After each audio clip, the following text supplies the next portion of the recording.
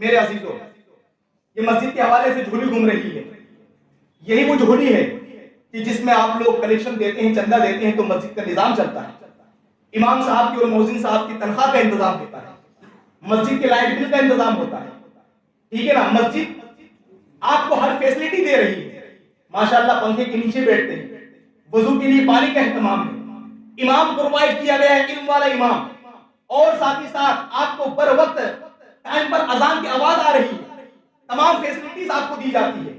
تو یہ ہمارا حق بنتا ہے کہ ہم اللہ کے نظام کو چلانے کے لیے زیادہ سے زیادہ رب کی بارگاہ میں خرچ کرنے کی کوشش کریں، کیونکہ یاد رکھیے گا میرے عزیزوں، جس رب قدیر نے ہمیں ہزاروں روپیہ عطا فرمائے، ہزار تو میں نے بہت کم کر دیا، آج تو لاکھوں میں بات ہوتی ہے، آج تو مہنگائی کا دور ہے، آج تو کروڑوں میں بات ہوتی ہے۔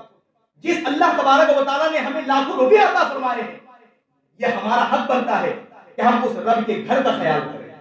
جب ہم اللہ تبارک و تعالیٰ کے گھر کے نظام کو چلانے کا خیال کریں گے تو انشاءاللہ الرحمن رب قدیر ہمارے دکان میں بھی برکت عطا فرمائے گا، ہمارے مکان میں بھی برکت عطا فرمائے گا، اور ہمارے قبر کو بھی روشن فرما دے گا۔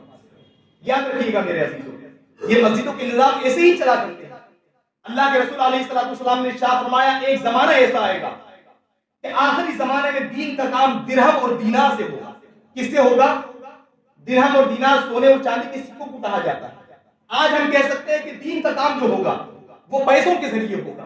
آج آپ دیکھ لیجئے کون سا دین کا کام ہے جو پیسوں کے ذریعے نہیں ہو رہا ہے۔ آپ کو امام چاہیے، تنخواہ آپ کو دینی پڑے گی، آپ کو مؤذن چاہیے، تنخواہ آپ کو دینی پڑے گی، آپ کو قرآن پاک ہدیہ کروانا ہے، پیسہ آپ کو دینے پڑیں گے، آپ کو قرآن خوانی کروانی ہے، آپ کو پیسے دینے پڑیں گے، آپ کو مسجد بنوانی ہے، پیسہ آپ کو دینے پڑیں گے، آپ کو مدرسہ بنوانا ہے، پیسہ آپ کو دینے پڑیں گے۔ کون سا ایسا کام ہے جو پیسوں کے بغیر نہیں ہو؟ کون سا ایسا کام ہے جو بنا پیسوں کے ہو رہا ہے؟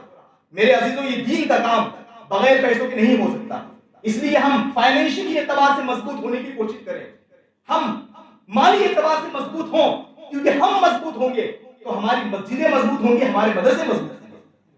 آئی بات سمجھ میں؟ آج اماموں کی تنخواہوں کے معاملات کو خیر میں کیا بات کروں، بڑی لمبی چوڑی فہرست ہے۔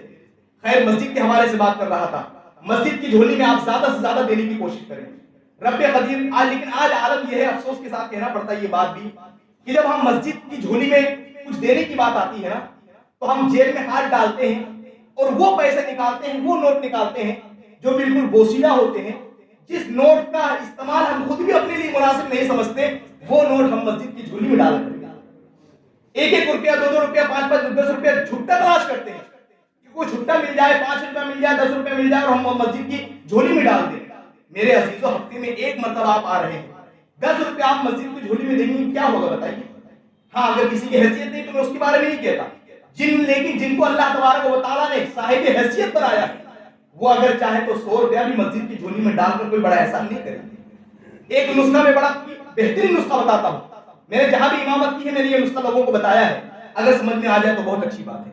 آپ روزانہ کوئی نہ کوئی کسی نہ کسی کام میں انوالو ہے، کوئی دکان کے تعلق سے ہے، کوئی ٹھیلا لگاتا ہے، کوئی جاب کرتا ہے، کوئی کسی نہ کسی کام میں ضرور انوالو ہے، جو اللہ تبارک و تعالیٰ نے آپ کے رزق کے لیے آپ کو تجارت اور کام عطا فرمایا ہے۔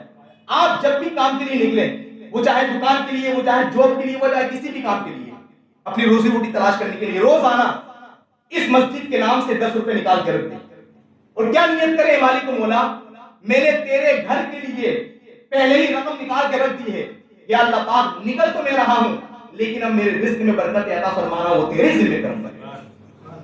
جب آپ روزانہ رب کی گھر کے خیال کر کے 10 روپے نکال دیں گے، پھر دیکھیے آپ صبح سے لے کر شام تک آپ کے رزق میں ایسی برکتیں ہوں گی، اور اللہ تبارک و تعالیٰ ایسی جگہوں سے آپ کی مدد فرمائے گا کہ جہاں پر آپ کا وہم و گمان بھی نہیں گیا۔ روزانہ اگر آپ نے 10 روپے نکال کے رکھ دیے، جمعہ کتنا ہوتا ہے؟ 8 دن ہوتا ہے، کتنے روپے اکٹھے ہو جائیں گے؟ 80 روپے آپ لے کر آئیے، وہ 80 روپے اور مسجد کی جھولی میں ڈال دیے۔ ایک بندے نے اگر 80 روپے دے دیے، قطرہ قطرہ بن کر دریا بنا کرتا ہے۔ ایک بندے نے اگر 10 روپے 80 روپے دے دیے تو الحمدللہ کم سے کم 100 150 200 300 بندے تو آتے ہی ہوں گے۔ اگر 300 بندوں نے بھی 80 روپے دے دیے تو آپ کاؤنٹ کر لیجیے کتنے ہو جائے گا۔ معلوم یہ ہوا کہ ایک چیز سے دو شکار کر رہے ہیں کہ روزانہ اللہ کے گھر کے لیے 10 روپے نکال رہے ہیں، اور دوسرا کیا کر رہے ہیں، ہم جمعے کے دن مسجد میں اللہ کے گھر کی مسجد کو تعاون بھی کر رہے ہیں، اور اس سے ہمارے رزق میں بھی برکت ہو رہی ہے اور ساتھ میں اللہ کے گھر کا بھی فائدہ ہو رہا ہے۔ ہاں आमदनी नहीं है मस्जिद की इतनी ज्यादा कि जिसमें इमाम और मौजिन की तनख्वाह का भी इंतजाम हो सके। कुछ आमदनी के जराए रुके हुए हैं, इंशाअल्लाह रहमान वो भी रास्ते खुल जाएंगे, ठीक है ना। दुकानों के जरिए कुछ आमदनी हो जाती है, लेकिन कुछ जराए रुके हुए हैं अभी आमदनी के, इंशाअल्लाह वो भी अल्लाह पाक रास्ते हमवार फरमा देगा। समझने वालों को इशारा काफी होता है। मेरे अजीजों, रब्बे खदीम ने कुरान करीम में इरशाद फरमाया, चौथा पारा उठाकर देख लीजिए आप, लन तनालुल बिर्रा हत्ता तुनफिकू मिम्मा तुहिब्बून, कि तुम नेकी को उस वक्त तक नहीं पा सकते जब तक कि तुम रब की बारगाह में अपने महबूब और पसंदीदा चीज को न खर्च करो। आज हम किसी मेहमान को तोहफा देना हो कि कोई मेहमान आ जाए हमारे घर पर, तो हम उसको अच्छा खाना प्रोवाइड करते हैं। किसी दोस्त को अगर गिफ्ट देना हो तो बेहतरीन शानदार गिफ्ट पैक करके लेकर जाते हैं। इसी तरह और भी कई सारे मामला, शादी ब्याह की पार्टी हो तो वहां पर भी हम अच्छे गिफ्ट पैक करके देते हैं। लेकिन अल्लाह तबारक व तआला की राह में जब देने की बात आती है तो वहीं पर हमारा दिल फीका होने लगता है और हमारी जेब टाइट होना शुरू हो जाती है। जबकि हकीकत यह है कि जिस रब्बे कदीर ने हमें दिया है, हमें तो उसी की राह में देना चाहिए। रब्बे कदीर ने तो वादा फरमाया एक का तुम्हें 10 मिलेगा, लेकिन उस वक्त हमारा अकीदा कमजोर हो जाता है। आज तो आलम यह है कि जब तरावी के हुफ्फाज़ इकराम को कपड़ा देने की बात आती है तो कई लोग उस कपड़े को लेकर आते हैं जो कपड़ा बिल्कुल लो क्वालिटी का होता है, और क्या कहते हैं कि चलो साहब हाफिज साहबी को तो देना है। जबकि पूरी साल में अगर एक जोड़ी आप हाफिज साहब को कपड़ा दे रहे हैं तो कौन सा बड़ा एहसान कर रहे हैं। वो हाफिज कुरान की जिसने पूरी साल आपकी खिदमत की है, पूरा महीना आपको कुरान पाक सुनाया है तरावी की शक्ल में, पूरा महीना आपका इमाम बना रहा, अगर आप उसको एक जोड़ी कपड़ा दे रहे हैं तो अल्लाह की रजा के लिए अच्छी क्वालिटी का कपड़ा दीजिए ताकि वो पहने तो उसका दिल खुश हो और उन लोगों के लिए दिल से दुआएं निकले जिसने उसकी हेल्प की है और मदद की है। याद रखिएगा, मैं आखिरी बात कहकर अपने बयान को मुकम्मल करना चाहूंगा।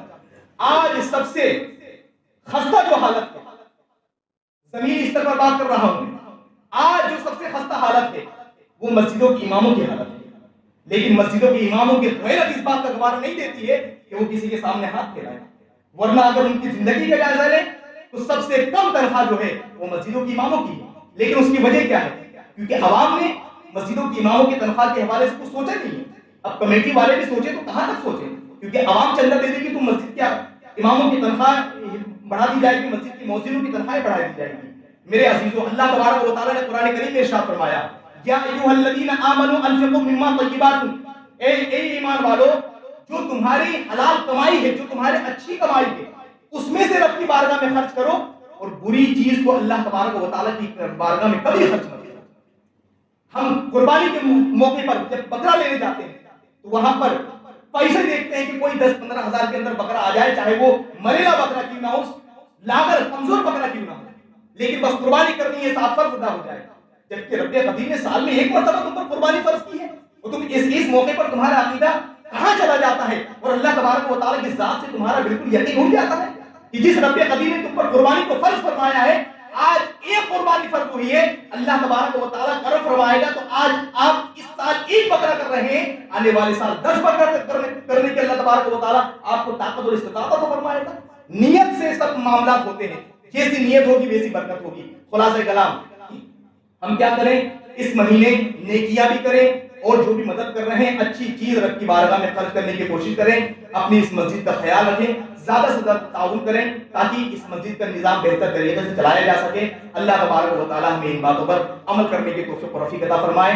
कहने सुनने में गलती हुई हो तो अल्लाह तबारक व तआला उसको माफ फरमाए। और मेरा बयान चूंकि थोड़ा सा जज्बाती भी होता है और इस्लाही भी होता है, अगर किसी के दिल पर मेरी कोई बात असर कर जाए यानी कि बुरी लग जाए तो खुदा के वास्ते मुझे माफ कीजिए, क्योंकि मैं किसी की जेब खाली करने का ज़हन नहीं रखता हूँ, मैं इंसान के दिल की इस्लाह करने की कोशिश करता हूँ। और याद रखिएगा, जो डॉक्टर आपके जख्म को चीरा फाड़ करके मरहम पट्टी करता है ना, वो डॉक्टर आपका दुश्मन नहीं होता, आपका दोस्त हुआ करता है, ठीक है ना। अगर वो चीरा फाड़ी नहीं करेगा तो वो जख्म इतना बढ़ जाएगा कि पूरे जिस्म में वो जख्म फैल जाएगा और इंसान मर सकता है। यही हाल उस आलिम दीन का होता है, उस मस्जिद के इमाम का होता है जो कौम की इस्लाह करने की फिक्र करता है, तो कौम उसको दुश्मन ना समझे कि मौलाना साहब तो इस्लाह की बात करते हैं, बड़ी जिम्मेदारी है। अल्लाह तबारक व तआला हमें इन बातों पर अमल की तौफीक अता फरमाए और हम सबको रमजान शरीफ के फैजान से माला माल अता फरमाए। अस्तगफिरुल्लाह रब्बी मिन कुल्ली ज़ंबिन व अतूबु इलैह। खड़े हो जाएं, सुन्नत अदा करें।